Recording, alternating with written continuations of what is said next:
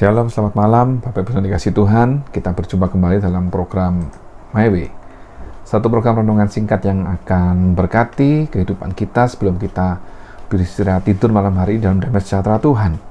Dan puji Tuhan, malam hari ini kita sama-sama akan belajar tentang satu tema, yaitu melayani Tuhan dengan tulus. Tulus berarti bersih hati atau sungguh-sungguh dalam kesucian, dalam kejujuran, tidak berpura-pura, tidak serong.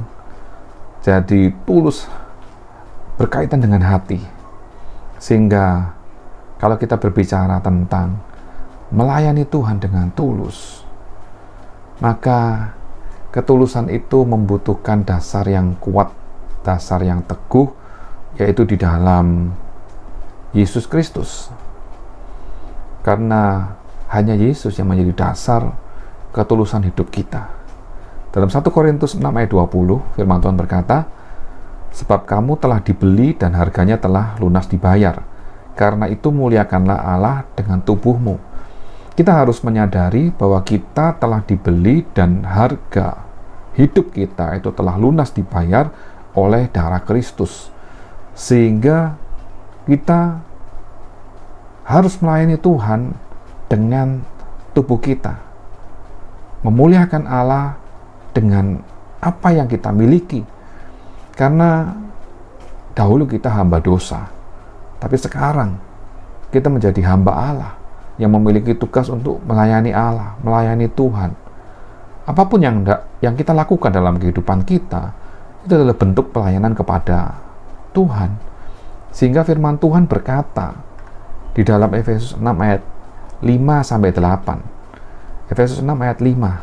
"Hai hamba-hamba, taatilah Tuhanmu yang di dunia dengan takut dan gentar dan dengan tulus hati, sama seperti kamu taat kepada Kristus." Jika kita hidup dalam dunia, kita memiliki tuan, kita memiliki majikan, atau kita memiliki pimpinan, maka kita harus melakukan tugas kita dengan takut dan gentar, dengan tulus hati, yaitu kita melakukan dengan benar seperti kepada Kristus.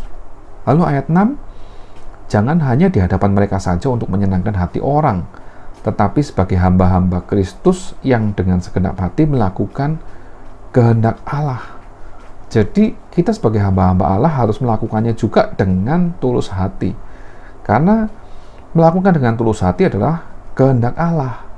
Bahkan dalam Efesus 6 ayat 7 berkata, "Dan yang dengan rela menjalankan pelayanannya seperti orang-orang yang melayani Tuhan dan bukan manusia." Berarti di dalam seluruh aspek kehidupan kita, apapun yang kita lakukan itu adalah bentuk pelayanan kita kepada Tuhan. Dan di ayat 8 berkata, "Kamu tahu bahwa setiap orang, baik hamba maupun orang merdeka, kalau ia telah berbuat sesuatu yang baik, ia akan menerima balasannya dari Tuhan." Jadi dalam kehidupan kita sehari-hari kita harus melakukan banyak hal yang berbuat kebaikan karena kita melakukannya untuk Tuhan. Dan saat kita melakukannya untuk Tuhan, percayalah, kita akan menerima balasannya dari Tuhan. Jangan mengharap balasan pujian dari manusia, karena itu adalah hal yang semu. Tapi saat Tuhan berkenan atas hidup kita, maka kita akan diberkati oleh Allah. Dan kalau kita melakukan apa yang menjadi kehendak Tuhan, melakukan pelayanan dengan tulus, seperti untuk Tuhan, tentu ada konsekuensi, ada hal yang menjadi sikap hati kita, perasaan kita saat kita melakukan pelayanan ini dengan tulus. Saya bacakan dalam Matius 5 ayat 10-12. Firman Tuhan berkata, "Berbahagialah orang yang dianiaya oleh sebab kebenaran, karena merekalah yang mempunyai kerajaan surga." Jika kita melakukan hal yang benar seperti untuk Tuhan, ada kalanya kita menerima aniaya, kita menerima konsekuensi dari kebenaran yang kita lakukan. Tapi firman Tuhan berkata, "Berbahagialah orang yang dianiaya oleh sebab kebenaran, karena mereka yang punya kerajaan surga. Lalu di ayat 11, Matius 5 ayat 11 berkata, berbahagialah kamu jika karena aku kamu dicela dan dianiaya dan kepadamu difitnahkan segala yang jahat.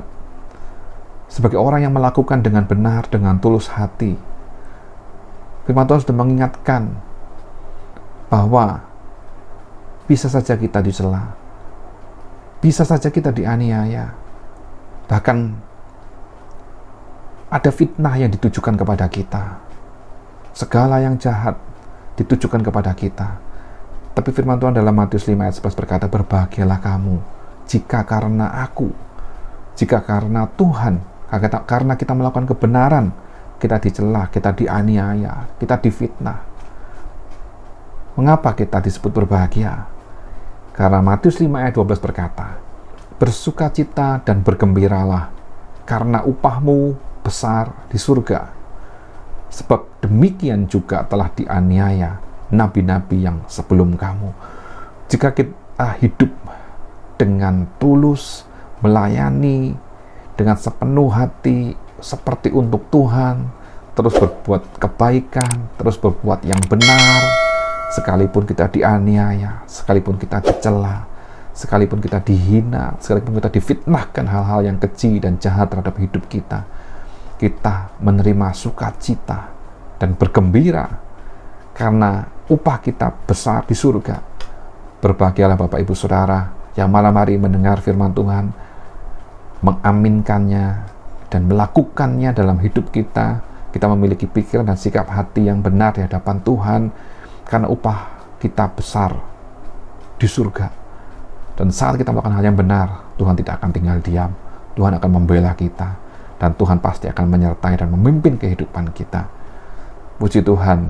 Selamat beristirahat malam hari ini. Tuhan Yesus memberkati kita. Haleluya. Amin.